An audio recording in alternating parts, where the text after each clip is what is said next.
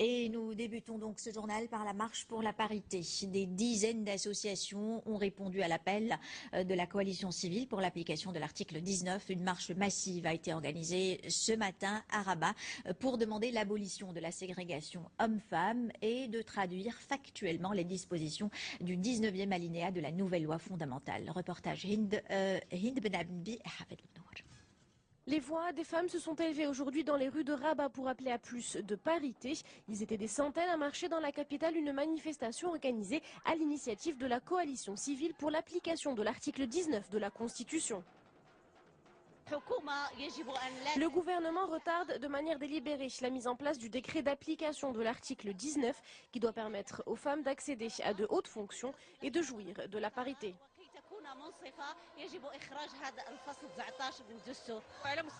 En termes d'application, on note une vraie mauvaise volonté et une injustice pour tout ce qui a trait aux femmes. Et c'est aussi le cas, même dans l'enceinte du Parlement.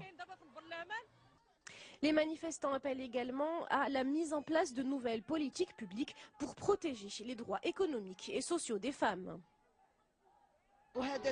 C'est une forme de combat. Aujourd'hui, nous sommes réunis avec la société civile, avec des militants politiques, pour rappeler que les femmes continuent de se battre tous les jours pour faire respecter leurs droits.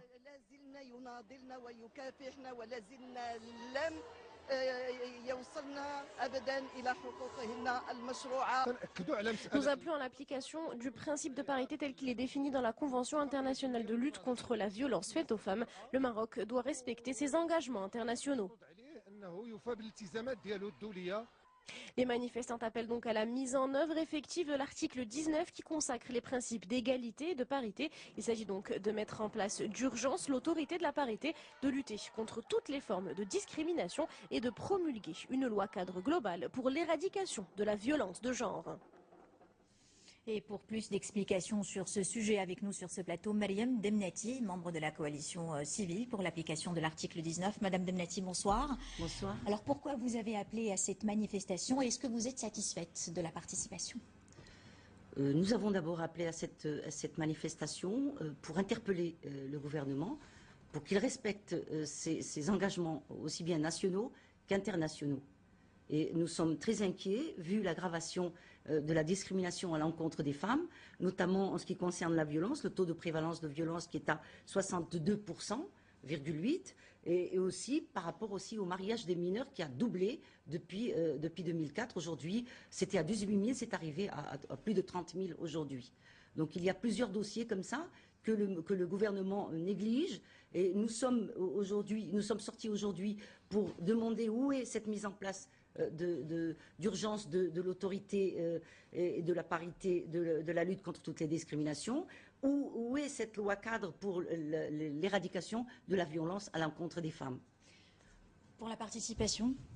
Pour la participation, nous étions environ 1000, je pense que les journalistes aussi se sont entendus sur ces chiffres-là. La composition de cette coalition, c'est une coalition civile. Nous avons fait appel à toute la société civile était présente. C'est ce qui fait la particularité de cette marche, c'est qu'elle est diversifiée. Il y avait des femmes journalistes, des femmes avocates, des femmes d'entreprise, les Soulaliettes, les femmes amazir et les hommes amazir aussi. Maintenant.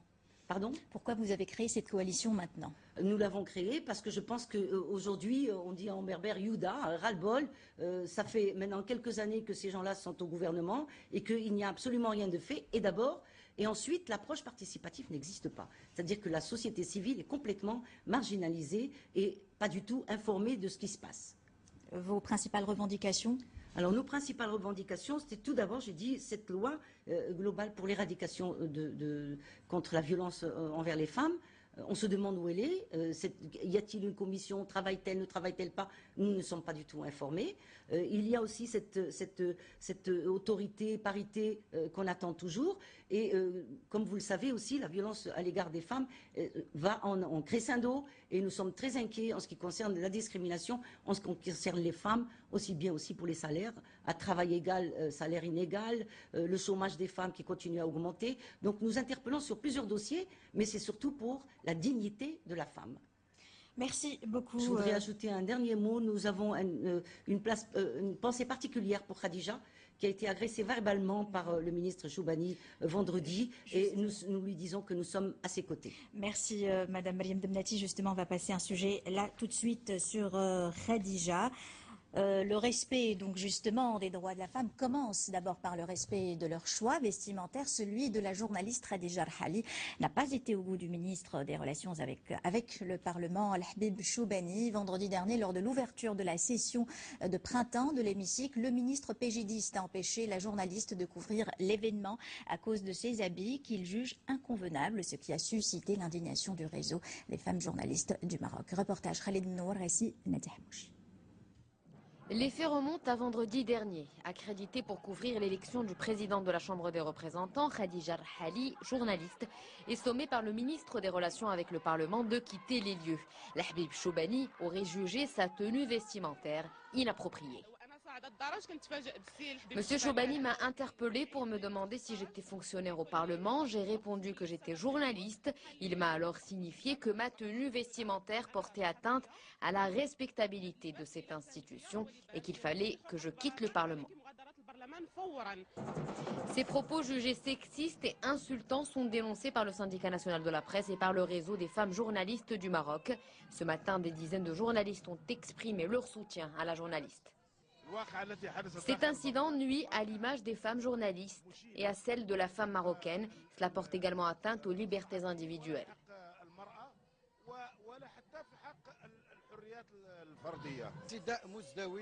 Cette attaque émane d'un responsable gouvernemental censé donner l'exemple dans la défense des droits des femmes, d'autant plus que cela se passe dans l'enceinte du Parlement. Khadija Rhali réclame aujourd'hui des excuses officielles de la part du ministre. Nous avons essayé de le joindre aujourd'hui à plusieurs reprises pour avoir sa version des faits. Mais le ministre chargé des relations avec le Parlement est resté injoignable.